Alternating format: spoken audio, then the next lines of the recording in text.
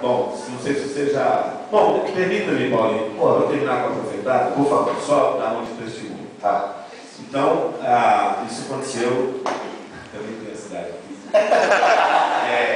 Eu não sei se você conhece o termo entregar o jejum, conhece essa expressão? Então faz um dia, uma semana de oração e tal, e jejum, e depois vai entregar o jejum. E então a irmã foi dar o testemunho depois de uma semana de jejum.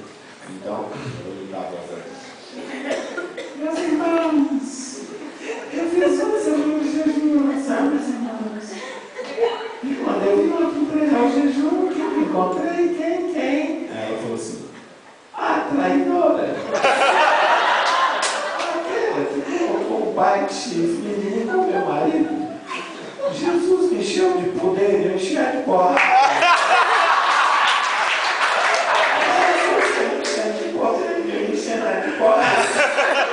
A solução. A outra, eu vou ter que contar o nome da cidade, porque é isso não precisa de tempo. Foi uma cidade de Manaus e o irmão teve uma. Foi mesmo. Né? O irmão teve uma visão da Nova Jerusalém. E ele ficava assim: irmãos, eu vi a Nova Jerusalém, eu vi. Então o pessoal falava: mas então, escreva para nós, é linda, maravilhosa, brilhante, é linda, mas fala como que é. Aí ele falou: a que compararei a Nova Jerusalém? A que compararei?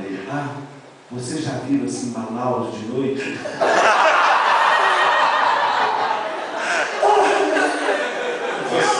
Ele falou, Desfala que é mentira, tudo é verdade. Profetado.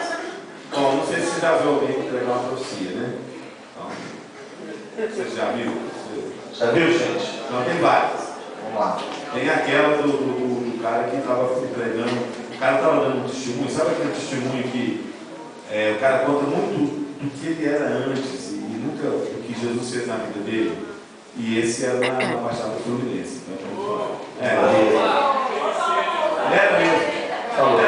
E o cara começou assim: meus irmãos, era terrível, meus irmãos. Eu pegava as menininhas, eu azarava as menininhas, eu pegava as menininhas, e azarava as menininhas, e ele ficou 20 minutos pegando as menininhas, e azarava as menininhas. Ele não saía disso. Ao profeta levanta na aguenta e fala: assim diz o Senhor vosso Deus.